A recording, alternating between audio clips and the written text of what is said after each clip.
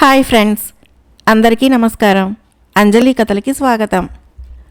మదన కామరాజు కథలు 7వ భాగం విందాం. 6వ రాత్రి మంత్రి కుమారుడు చెప్పిన కథ. మామిడి పండు వలన రాజ్యము పొందిన కథ. 6వ రోజు రాత్రి కుశాగ్ర బుద్ధి సకలాభరణాల్ని ధరించి తన శయనగృహమునకు వచ్చి హంసతూలిక తల్పము మీద సుఖముగా నిద్రపోవు వాడి వలె పడుకొని ఉన్నాడు. రాజకన్యలలో చిన్నది పన్నీట జలకాలాడి అమూల్యమైన ఆభరణాలని వస్త్రాలను ధరించి తానును శయనాగృహానికి వచ్చి చూడగా తన భర్త నిద్రించుచున్నాడని కొంతసేపు వీణ వాయించి పాట పాడి తన వేలితో తాకగా మంత్రి కుమారుడు లేచాడు. తాను తెచ్చిన మధుర ఫలాలు తిని మోహం అతిశయించగా అతని దగ్గరికి రాగా అతడు ఆమెను చూసి, ఓ లలనామణి, నీకు నేనొక చిన్న కథ చెబుతాను, తర్వాత నీ ఇష్టాన్ని తీర్చేదను అని చెప్పగా ఆమె కథను వినటానికి ఒప్పుకున్నది. బృందావనము అను ఒక దివ్య నగరము కలదు. ఆ నగరమును ఒక రాజు పాలించుచూ ఉండెను. అతనికి పుత్రభాగ్యము లేనందువలన ఏమి చేసినను వ్యర్థమని తలచి వైరాగ్యముతో ఉండగా ఒక మహాపురుషుడు అతని వద్దకు వచ్చాడు. ఆ రాజు ఆ మహాపురుషుణ్ణి ఉచిత రీతిన సత్కరించి ఆసనం మీద కూర్చోబెట్టి ఆయనతో, ఓ స్వామి, నేను భాగ్యవంతుడనైతిని, నేటికి నా కోరిక సఫలమైనది అని ఆ మహాపురుషుణ్ణి స్తుతించి తనకు పుత్ర సంతానం కలిగే భాగ్యాన్ని అనుగ్రహింపమనగా ఆ పండితుడు రాజుతో ఈ విధంగా చెప్పాడు. అయ్యా, మీకిప్పుడు బృహస్పతి దశ వచ్చియున్నది. అది కాగానే శని దశ వచ్చును. ఆ దశయందు మీ రాజ్యము శత్రురాజుల చేత పోగొట్టుకుని భిక్షకులై పరదేశానందు కూలీ పని చేసుకుని జీవితము గడుపుతారు. ఆ సమయముందున మీకు 2 పుత్రులు కలుగుతారు. వారు ప్రఖ్యాతి పొంది కొంతకాలము తరువాత శత్రురాజ్యాల్ని జయించి సింహాసనారూఢులై రాజ్యము చేయగలరు అని చెప్పి అక్కడి నుంచి అతను మాయమైపోయాడు. రాజు శని మహాదశలో తన రాజ్యము శత్రువుల పరమైపోవునని దుఃఖించక తనకు పుత్రులు కలిగిన చాలునని తలచి ధైర్యముతో ఉన్నాడు. కొంతకాలం తర్వాత శనిదశ రాగా శత్రురాజులు తన రాజ్యాన్ని అపహరించుకున్నారు. బృందావనాధిపతుడు రాజు తన భార్యతో అడవిన పడి ఇంకో దేశానికి పోయి మారువేషమున భిక్షమెత్తి జీవించుచు ఒక నగరమున ఒక పేరివారి ఇంటికి పోయి అతను చెప్పిన పనులు చేసి అతను ఇచ్చిన బియ్యాన్ని తీసుకుని వచ్చి తినుచూ జీవించుచూ ఉన్నాడు. మరికొంతకాలానికి తన భార్య గర్భవతి అయింది. రాజు అందుకు సంతోషించి ఆమెను పనిపాటలు ఎక్కువ చేయనీక తాను మరికొంత కష్టము చేసి కూలీ పని చేసి బియ్యము తీసుకుని వచ్చి పోషించుచూ ఉండెను. 10 నెలలు నిండి ప్రసవకాలము సమీపించెను. రాజు తన భార్య ప్రసవించుటకు చోటు లేక మరి ఒక కాపువాని ఇంటి ముంగిట స్థలము చూసుకొని మికిలి శ్రమపడుచూ ఉండగా ఆమెకు ఒక శిశువు జన్మించాడు. ఆ రాజు అంతకు ముందున్న పేరివాని ఇంటికి పోయి పనిచేయుచు తను ముందు సుఖాన్ని అనుభవించిన తీరును ఇప్పుడు కష్టములు అనుభవించుచున్న రీతిని తలుచుకొని బాధపడుతూ ఉండగా ఆ పేరివాడు అది చూసి రాజుని నీవేళ దుఃఖించుచున్నావు అని అడుగగా అతడు జరిగిందంతా చెప్పాడు. అప్పుడు వారు పశ్చాత్తాపపడి రాజుని, అతని భార్యను, కుమారుణ్ణి చక్కగా చూసుకుంటూ ఉన్నారు.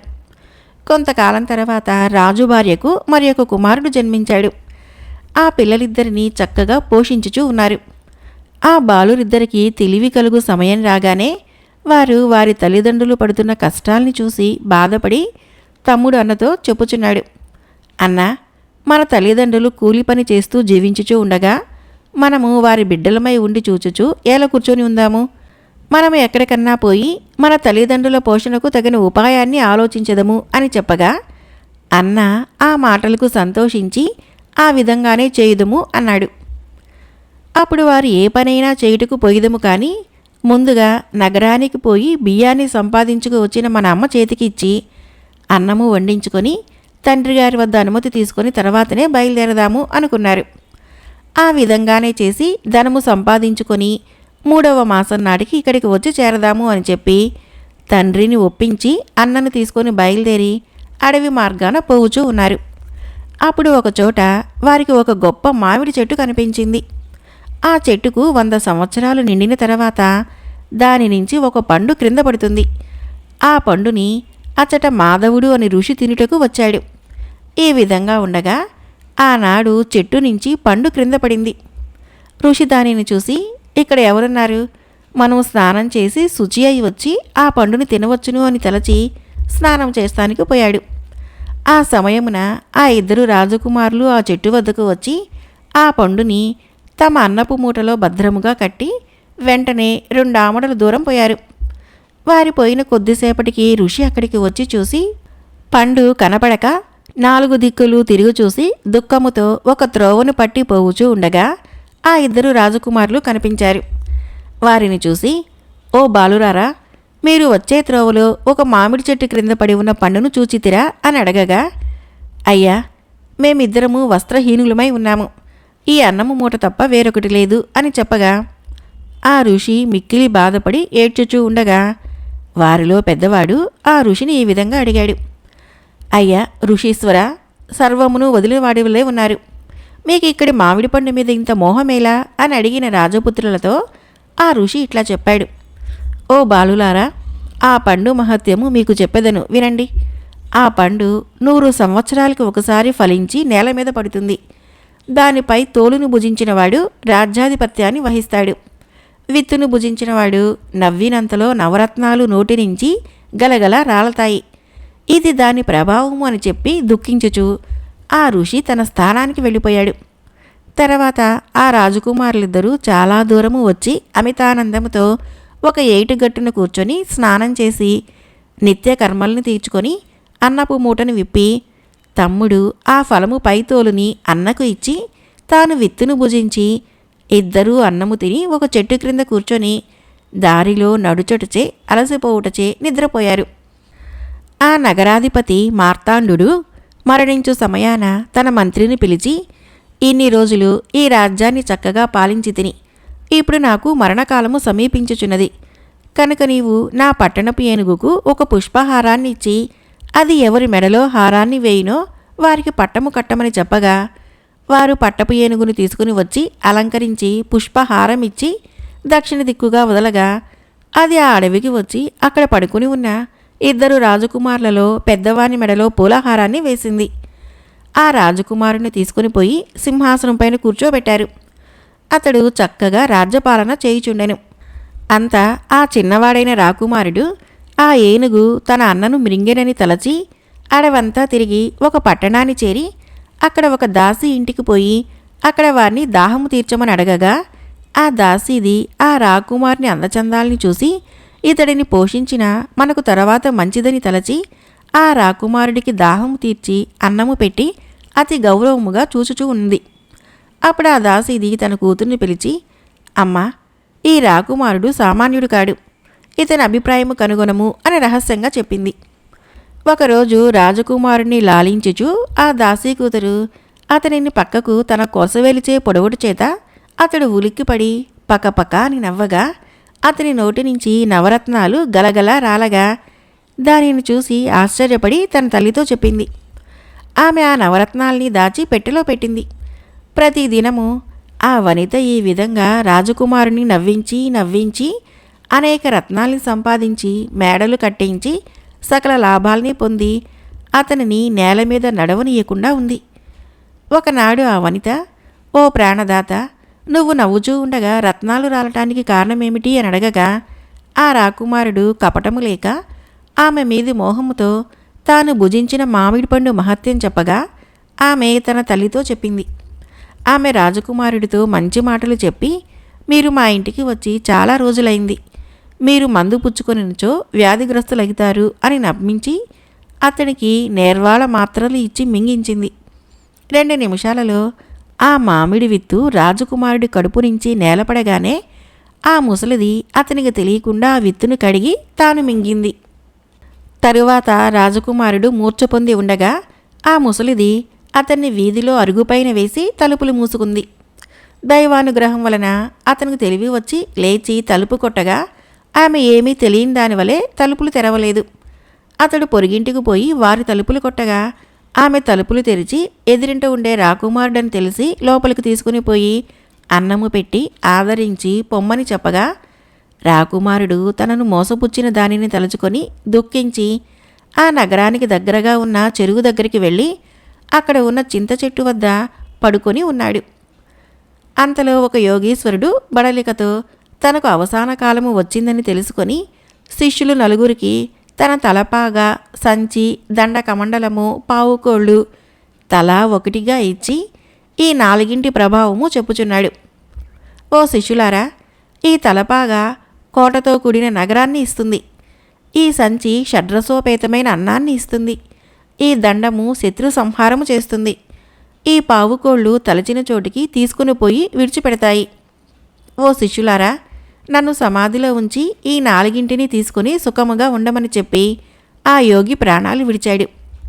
ఆ నలుగురు శిష్యులు తమ గురువు ఇచ్చిన ఆ 4 వస్తువుల గురించి తగువపడి తర్వాత మధ్యవర్తుల ద్వారా ఆ వస్తువులు తీసుకుందామని తలచి చింతమాను తోపులో ఆ వస్తువుల్ని పెట్టి తన గురువును తీసుకుని వెళ్ళిపోయారు.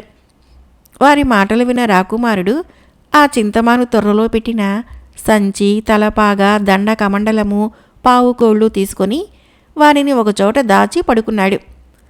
తర్వాత ఆ నలుగురు శిష్యులు వచ్చి ఆ వస్తువులు కనపడక మిక్కిలి దుఃఖించి తలా ఒక దిక్కు వెళ్ళిపోయారు.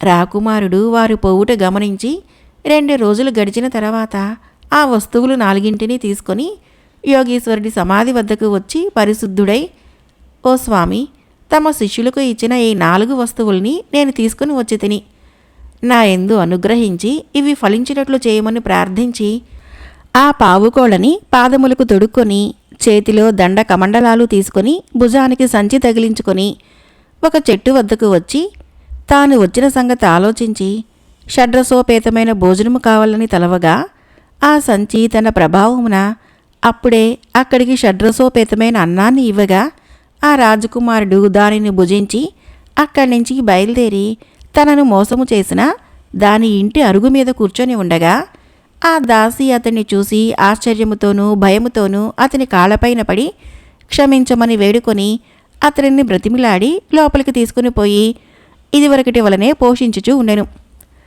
తర్వాత ఒకనాడు రాజకుమారుడు అర్ధరాత్రి యందు లేచి ఎవరికీ కనపడకుండా తన తలపాగా ఎత్తి చేతపట్టుకొని ఆ స్థలమందు ఒక మేడ రత్నఖచిత హంసతూలికా తల్పము ఒకటి ఉండవలెనని తలవగా ఆ తలపాగా యొక్క ప్రభావం వలన ఆ విధంగానే వచ్చును. అందు రాజకుమారుడు పడుకొని ఉండగా సూర్యోదయం కాగానే దాసి పెరటికి వచ్చి చూసి అందులోపలికి వెళ్ళి లోపలికి చూడగా అక్కడ ఓ హంసతూలికా తల్పము మీద పడుకొని ఉన్నవాడు తన ఇంట ఉన్నతనిగా గుర్తించి తన తల్లితో చెప్పినది. ఆమె అమితానందంతో రాజకుమారుని చూసి లేపి, ఓ అల్లుడా, ఇదేమి వింత, ఇట్లా ఉండటానికి కారణం అడగగా రాజకుమారుడు తన వద్ద ఉన్న వస్తువుల ప్రభావాన్ని తెలియపరిచాడు. తర్వాత ఆ దాసి రాజకుమారుణ్ణి ఇదివరకటి కంటే ఎక్కువగా పోషించసాగింది. ఈ విధంగా ఉండగా ఆ దాసి ఒకరోజు, నా ప్రాణనాయికి దైవాపచారము చేత రోజురోజుకి కృషించిపోవుచున్నది కనుక ఆ దైవాపచారము తీర్చుటకై లవణ సముద్రపు గట్టున ఒక దైవమున్నది, దానికి పూజ చేయవలను అని పూజా ద్రవ్యాలన్నీ తీసుకొని రాజకుమారునితో అక్కడికి అతని పావుకోల ద్వారా పోయింది. తర్వాత ఆమె, అల్లుడు, మన దేవతకి పొంగలి వండవలెను, నువ్వు అడవికి పోయి కట్టెల్ని తెమ్మనగా అతను దాసి తల్లిని తన వస్తువులు జాగ్రత్తగా చూడమని చెప్పి అడవికి పోయాడు. ఆ దాసి తల్లి తన కూతురుతో ఆ వస్తువులన్నింటినీ తీసుకొని తన ఇంటికి చేరవలనని తలవగా క్షణకాలంలో తన ఇంటిలో ఉన్నది. తర్వాత రాజకుమారుడు కట్టెలు సంపాదించుకొని వచ్చి చూడగా ఎవరూ కనిపించలేదు. అప్పుడు రాజకుమారుడు మిగుల దుఃఖించి అడవికి పోయి నడుచుచూ ఉండగా అక్కడ ఒక మామిడి చెట్టు కనపడింది. ఆ చెట్టుకు 4 కొమ్మల యందు పళ్ళు నిండుగా ఉన్నాయి. అంత రాజకుమారుడు ఆకలి చేత ఆ చెట్టు కొమ్మలలో ఒక కొమ్మ అందలి పళ్ళు కోసుకొని తినగానే రాకుమారుడు నల్లకోతి అయ్యాడు. తర్వాత 2వ కొమ్మ పండ్లు తినగా పెద్ద గద్ద అయ్యాడు. 3వ కొమ్మ ఫలాలు తినగానే ముసలివాడయ్యాడు. 4వ కొమ్మ ఫలాలు తినగా ముందు వలనే మిక్కిలి సౌందర్యము గల రాజకుమారుడయ్యాడు. ఈ వింతలనంతయు చక్కగా తెలుసుకొని ఆ 4 రకాల ఫలాలు తీసుకొని ప్రత్యేకముగా మూట కట్టుకున్నాడు. తర్వాత గద్ద రూపాన్ని దాల్చునట్టి ఫలాన్ని తిని ఆ మూటని నోట కరుచుకొని దాసి పెరటి యందు దాచి ఉంచాడు. తర్వాత మేడ మీద హంసతూలికా తల్పము మీదకు వచ్చి రాజకుమారుడగునట్టి ఫలాన్ని తినగా రాకుమారుడై అక్కడే పడుకొని ఉన్నాడు. తర్వాత ఆ దాసి తల్లి మేడ మీద పడుకుని ఉన్న రాజకుమారుని చూసి ఇతన్ని ఏ విధముగానైనా విషము పెట్టి చంపవల్లని తలచి, అల్లుడా, మీకు నేను చెప్పినది అబద్ధముగా తోస్తుంది. నువ్వు కట్టెలకు పోయినప్పుడు పెద్ద పులి ఒకటి మమ్మల్ని మింగ వచ్చింది. అప్పుడు మేమిద్దరము మిమ్మల్ని పిలిచాము. మీరు రానందున స్త్రీలము కనుక ప్రాణరక్షణకి మేము ఇలా పరిగెత్తుకుంటూ వచ్చాం. వచ్చిన నాటి నుంచి అన్నహారాలు విడిచి నిద్ర లేకుండా ఉన్నాం. దేవుడు మిమ్మల్ని తీసుకొని వచ్చాడు అని చెప్పి అతనితో ప్రేమగా కొంతసేపు మాట్లాడి, అల్లుడా, తమ తల క్రింద మూట ఏమని అడగగా రాజపుత్రుడు వారికి ఆ పండ్లను గురించి చెప్పకుండా, ఓ అత్త, మీతో నేను కట్టెలు కొట్టుకొని వచ్చదునని చెప్పి అడవికి పోయినప్పుడు ఒక మామిడి చెట్టు నిండా పండ్లు ఉన్నాయి. ఆ మామిడి పండ్లు కావలసినన్ని తిని మీకు ఇవ్వవలనని కోరికతో కొన్ని తీసుకొని వచ్చాను, తిను అని ఆ పండ్లని వారికి ఇవ్వగా వారు తిన్నారు. వారిద్దరూ ఆ పండ్లను తినిన వెంటనే ఒకరు నల్లకోతిగాను మరొకరు గద్దగాను మారిపోగా ఆ రెండింటినీ ఒక చెట్టునకు కట్టి తాను లోపలికి పోయి ఒక పెట్టెలో జాగ్రత్త చేసిన సంచి, దండకమండలాలు మొదలైన 4 వస్తువుల్ని తీసుకొని ఆ కోతి గద్దల్ని తీసుకొని అరణ్యమును దాటి తన అన్న నగరానికి వచ్చి ఆ నగరపు వీధిలో వారిని ఈ నగరాధిపతి ఎవరని అడగగా, అయ్యా, ఇప్పుడుండేటి రాజు ముందున్న రాజాజ్ఞ ప్రకారము ఏనుగు వల్ల తేబడినవాడు. అతనికి ఈ దేశపు రాజు చనిపోయిన తర్వాత పట్టము కట్టారు. అతని పేరు నాకు తెలియదు అనగా ఆ రాజకుమారుడు తన అన్నయ్యే అని తెలుసుకొని అతన్ని చూచుటకు అంగళ్ళకు పోయి ఆ కోతి గద్దల్ని ఆడించుచు ఒక్కొక్క వరాయి ఇచ్చిన కొదవ లేకుండునని కొంటెతనము చేయగా కొందరు ఆ విషయాన్ని రాజునకు చెప్పగా రాజు మంత్రిని పిలిచి ఆ విషయాన్ని తెలుసుకుని రమ్మనగా ఆ మంత్రి వచ్చి అంగళలో జరుగు విషయాన్ని చూసి రాజుకు వచ్చి చెప్పాడు. రాజు గుర్రమెక్కి వచ్చి చూసి అతడిని తన తమ్ముడిగా గుర్తించి అప్పుడు ఏమీ ఎరగనివాడిలా ఉండి ఆ తర్వాత ఆ రోజు రాత్రి మంత్రిని తీసుకుని తన తమ్ముడి వద్దకు వచ్చి అతని అభిప్రాయాన్ని తెలుసుకొని కౌగలించుకొని తాను వచ్చిన తర్వాత రాజ్యాభిషేకం అయింది మొదలు అన్ని విషయాల్ని తన తమ్ముడితో చెప్పాడు. తమ్ముడు కూడా తన అన్నతో తాను ఎట్టి అవస్థలు పడినది, ఆ కోతి గ్రద్దల వృత్తాంతము, వారు చేసిన మోసము చెప్పాడు. ఈ విధంగా అర్ధరాత్రి అవగా తమ్ముడు తన సంచిని తీసి ఇప్పుడు షడ్రసోపేతమైన భోజనము కావాలను అని తలవగా ఆ విధంగా సిద్ధమైన తర్వాత అన్న తాను కలిసి భుజించారు. ఉదయాన్నే అన్న తన నగరానికి తీసుకుని పోయి తన తమ్ముడితో కొన్ని దినాలు అక్కడే ఉండి ఆ రాజ్యాన్ని మంత్రికి స్వాధీనపరిచి తర్వాత తల్లిదండ్రులున్న చోటికి చేరి వారు ఇంకనూ భిక్షమెత్తి జీవించుడు చూసి దుఃఖించి వారికి తమ రాక తెలియచేయగా వారు ఆనందముతో తమ పుత్రుల్ని కౌగిలించుకొని సంతోషించారు. తర్వాత ఆ కుమారులిద్దరూ అంతవరకు జరిగిన వృత్తాంతాన్నంతయు తల్లిదండ్రులకు చెప్పారు. వారి అనుమతితో వివాహము చేసుకుని సుఖముగా ఉన్నారు.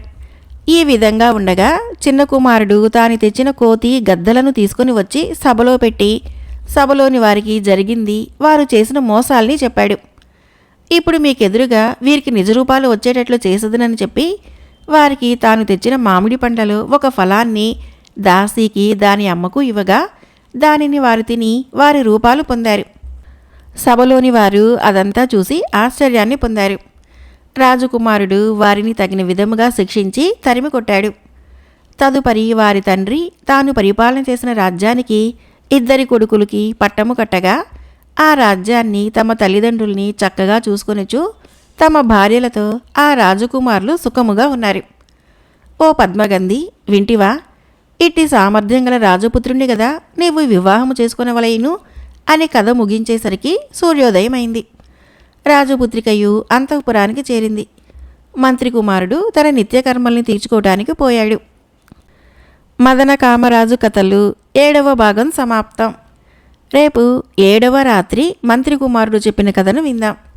ఫ్రెండ్స్, నా కథలు నచ్చినట్లయితే మన ఛానల్ని తప్పకుండా సబ్స్క్రైబ్ చేయండి, లైక్ చేయండి, షేర్ చేయండి, కామెంట్ చేయండి.